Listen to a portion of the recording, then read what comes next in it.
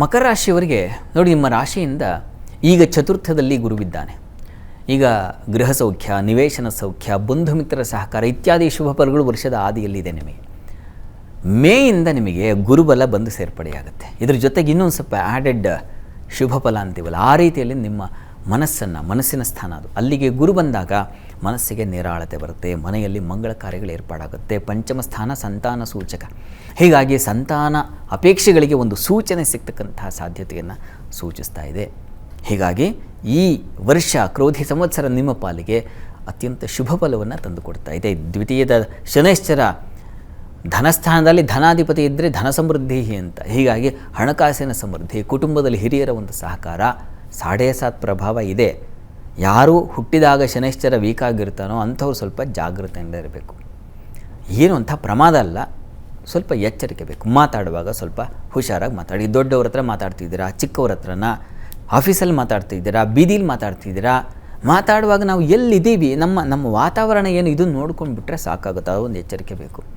ಸ್ವಲ್ಪ ಗಂಟಲು throat infection ಆಗೋ ಸಾಧ್ಯತೆ ಇದೆ, ಸ್ವಲ್ಪ ಹುಷಾರಾಗಿರಿ. ಮತ್ತು ತಂದೆ ಮಕ್ಕಳಲ್ಲಿ ಸ್ವಲ್ಪ ಅಸಮಾಧಾನಗಳು, ಕಿಡಿ, ಸಣ್ಣ ಪುಟ್ಟ ಸಮಸ್ಯೆಗಳು, ಸ್ವಲ್ಪ ಎಚ್ಚರಿಕೆ ತಗೋಬೇಕು. ಅಂತೂ ಈ ವರ್ಷ ನಿಮಗೆ ವೃತ್ತಿಯಲ್ಲಾಗಲಿ ಅಥವಾ ಇನ್ಯಾವುದೋ ಒಂದು ಸ್ಥಾನಮಾನ, ವ್ಯಾಪಾರ, ಇಂಥ ಕಡೆಗಳಲ್ಲೆಲ್ಲ ಒಂದು ಉತ್ತಮವಾದ ಒಂದು ವಾತಾವರಣ ಇರ್ತದೆ. ಹೆಚ್ಚಿನ ಆದಾಯಕ್ಕೆ ಅವಕಾಶ ಆಗ್ತದೆ.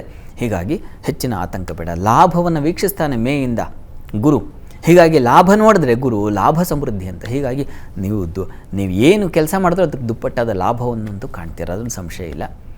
ಕುಜನ ಸಂಚಾರ ಷಷ್ಠಕ್ಕೆ ಬರ್ತಾನೆ ಕೊನೆಯಲ್ಲಿ, ವರ್ಷದ ಮಧ್ಯಭಾಗದಿಂದ ಕೊನೆಯವರೆಗೆ ಸಾಲದ ವಿಚಾರದ ಸ್ವಲ್ಪ ಹುಷಾರಾಗಿರಿ. ಯಾರಿಗೋ ಸಾಲ ಕೊಟ್ಬಿಡ್ತೀರಾ, ಕಷ್ಟ ಅಂತ ಬಂದುಬಿಡ್ತಾರೆ, ಆಗೇನಾಗುತ್ತೆ ಮತ್ತು ವಾಪಸ್ ಬರುತ್ತಾ ಇಲ್ವಾ, ಆ ಒಂದು ಸಂಕಟ ನೀವು ಅನುಭವಿಸ್ಬೇಕಾಗತ್ತೆ. ತುಂಬ ಹುಷಾರಾಗಿರಬೇಕು. ಈ ವರ್ಷವಿಡೀ ನೀವು ನೋಡಿ, ಸುಬ್ರಹ್ಮಣ್ಯನ ಪ್ರಾರ್ಥನೆಯನ್ನು, ಒಂದು ಶನೈಶ್ಚರ ಪ್ರಾರ್ಥನೆಯನ್ನು, ಎರಡನ್ನು ತಪ್ಪದೇ ಮಾಡಬೇಕು. ಅದು ನಿಮಗೆ ಹೆಚ್ಚಿನ ಉಪಕಾರವನ್ನು, ಒಳ್ಳೆಯ ಮಾರ್ಗದರ್ಶನವನ್ನು, ಒಳ್ಳೆಯ ರಕ್ಷಣೆಯನ್ನು ಮಾಡುತ್ತೆ.